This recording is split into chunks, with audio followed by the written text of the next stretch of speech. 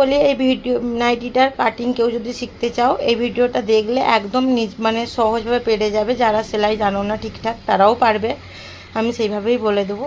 এবার বলি, সবসময় তো আমরা গোল গোলা নাইটি পরি, তো একটু মনে করলাম একটা মানে পিঠ ভর্তি আর একটু হাতা লাগানো নাইটি পরি।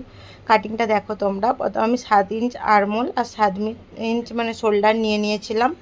এবার চেস্টের তোমাদের যেইটা হয় সেইটার 4 ভাগের 1 ভাগ, যেমন 38 এখানে আমার, তার 9.5 4 ভাগের 1 ভাগ হয়, তার সাথে 1 ইঞ্চ এক্সট্রা, তার সাথে সেলাই মার্জিন 1.5 ইঞ্চ। কারণ নাইটি একদম তো টাইট ফিটিং পড়ে না, একটু লুজ রাখতে হয় সেই হিসাবে।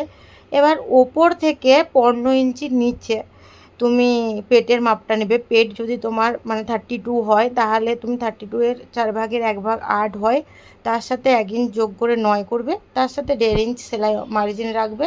তো ওইটা সাড়ে দশ হয়ে যাবে। তো তারপরে সেই পেটের কাছ থেকে একদম নিচু অবধি কোনাকুনি ফিতের মাধ্যমে দাগ টেনে দেবে। আর এমনিতে আরমোলে যে দাগটা দিতে হয় তোমরা তো সবাই জানো, সামনের গলার জন্য 1 ইঞ্চ আর পেছনের গলার জন্য 1.5 ইঞ্চ। এইভাবেই আমি কেটে নিয়েছি প্রথমে।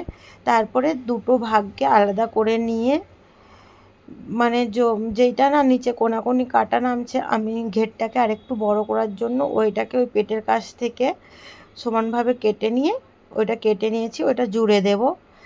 আর আমি প্রথম সামনের ভাগটাকে আলাদা করে নিয়ে ওটার আরমোলটা আধা ইঞ্চি ডিপ করে দিয়েছি। আর আমার চৌকো গোলা করার ইচ্ছে হয়েছিল, তো আমি চৌকো গোলা কেটে নিয়েছি। আর পেছনের গলাটা এবার আমি কি করব, আমি দুটোরই শোল্ডার 3 ইঞ্চ নিয়েছি, আর এটা লম্বাই মানে আড়েতে 3 ইঞ্চ আর লম্বাই এটা 3.5 ইঞ্চ নিয়েছি, কারণ পিঠটা ভর্তি রাখতে চাইছি।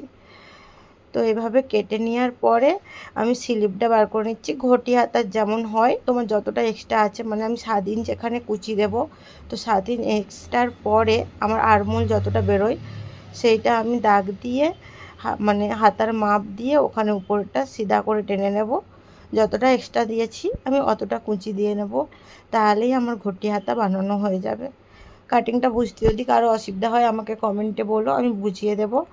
আর কেমন লাগছে নাইটিটা জানাবে। যদি ভালো লাগে একটা লাইক করো আর একটা কমেন্ট বি করে দাও। Tata, bye bye. Tata, bye bye.